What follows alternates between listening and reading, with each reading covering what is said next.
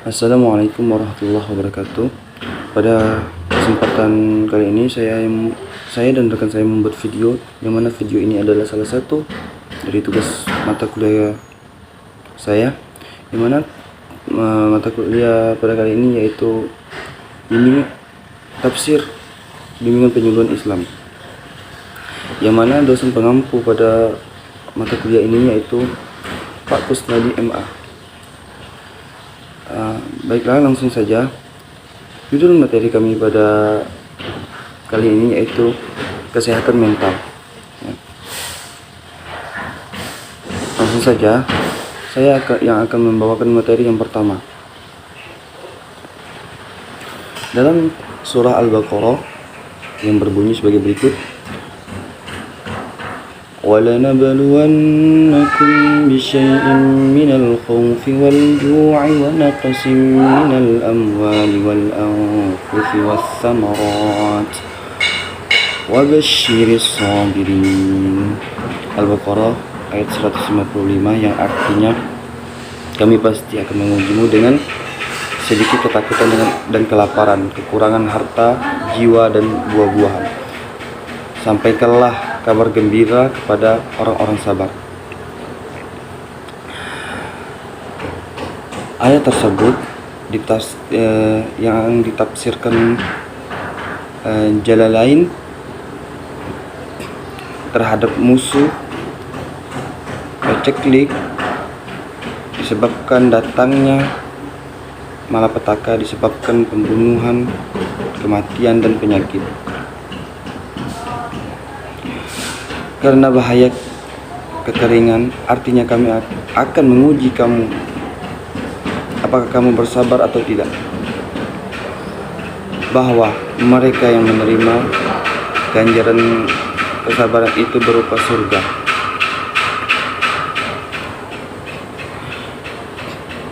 Imam Asy-Syaukahi di dalam tafsir Fath al-Qadir menyebut bahwa cobaan dari Allah adalah sesuatu keniscayaan. Cobaan yang dimaksud bisa berupa cobaan yang menantang psikis, dan mental seseorang. Namun demikian, orang-orang yang beriman akan menjadikan semua itu sebagai pijakan untuk hidup lebih baik ke depannya. Sementara itu, Wahbah Al-Zuhaili dan Al-Wajiz menyebut cobaan yang beragam itu dimaksud agar manusia bisa dibedakan mana antara mereka yang imannya kuat dan mana yang imannya kurang. Mereka yang imannya kuat akan survive dengan cobaan Allah, sementara yang lemah akan tergilas dengan musibah itu. Ditafsirkan oleh Quraisy Shihab, sabar adalah perisai dan senjata orang-orang beriman dalam menghadapi beban dan tantangan hidup. Itulah ujian yang akan kalian hadapi berupa perasaan takut pada musuh, kelaparan, kekurangan bekal, harta, jiwa, dan buah-buahan. Tidak ada yang melindungi kalian dari ujian-ujian berat itu selain jiwa kesabaran. Maka sampaikanlah wahai Nabi berita suka duka yang mengembirakan kepada mereka yang bersabar dengan hatinya dan ucapanmu. Sementara itu, di dalam tafsir Kementerian Agama Republik Indonesia disebutkan orang-orang yang beriman akan berkata, musibah-musibah itu untuk menunjukkan kepasrahan total kepada Allah, bahwa apa saja yang ada di dunia ini milik Allah, menunjukkan keimanan akan adanya hari akhir. Orang-orang yang imannya tebal itulah yang memperoleh ampunan dan rahmat dari Tuhannya, dan mereka itu orang-orang yang mendapatkan petunjuk sehingga mengetahui kebenaran.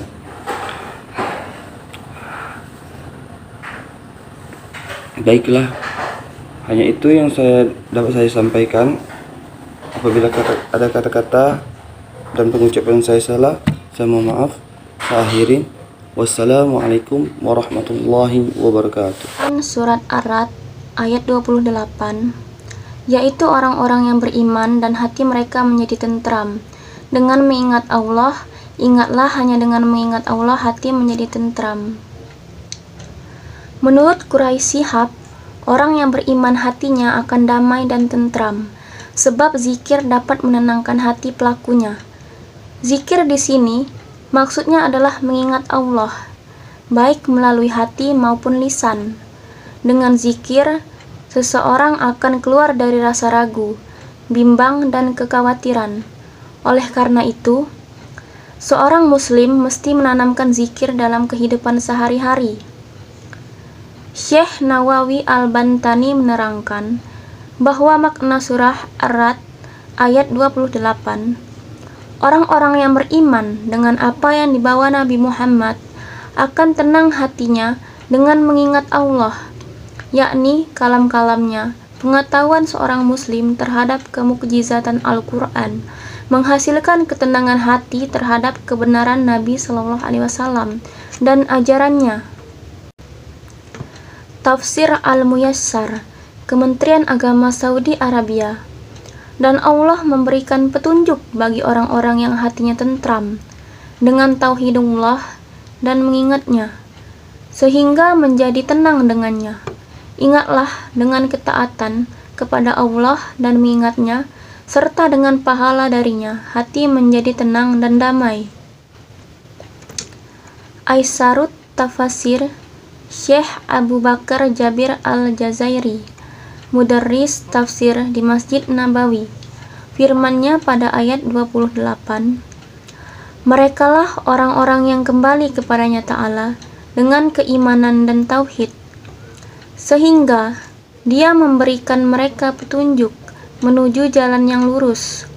Hati mereka tenang dan tentram dengan berzikir kepada Allah, mengingat janjinya, menyebut orang-orang soleh dari hambanya Muhammad SAW dan para sahabatnya. Firman-Nya, ingatlah, hanya dengan mengingat Allah, hati menjadi tentram, yaitu hati orang-orang yang beriman. Adapun hati orang-orang yang kafir menjadi tenang dengan mengingat dunia dan kenikmatan-kenikmatannya, dan orang musyrik menjadi tenang dengan mengingat berhala-berhala mereka. Jika zikir tidak dilakukan dengan benar, maka itu tidak akan memberi manfaat signifikan. Maka tak heran kita seringkali menemukan dan bahkan mungkin dirasakan oleh sebagian orang masih ada rasa gelisah dan gamang dalam hati, kendati sudah berzikir. Hal ini disebabkan adanya kotoran di dalam hati dan adanya ketidaktulusan. Berdasarkan penjelasan di atas surah Ar-Ra'd ayat ke-28, berisi tentang informasi bahwa zikir dapat menenangkan hati. Zikir di sini pada esensinya adalah mengingat Allah dan segala kemahaannya. Zikir sendiri akan efektif bila dilakukan dengan hati yang bersih dan tulus. Tanpa penghayatan, zikir tidak akan berperan signifikan bagi kehidupan seseorang. Wallahu alam. Demikian penjelasan materi dari kami. Apabila ada kata-kata yang salah, kami mohon maaf. Kepada Allah kami mohon ampun. Wabillahi taufik wal hidayah. Wassalamualaikum warahmatullahi wabarakatuh.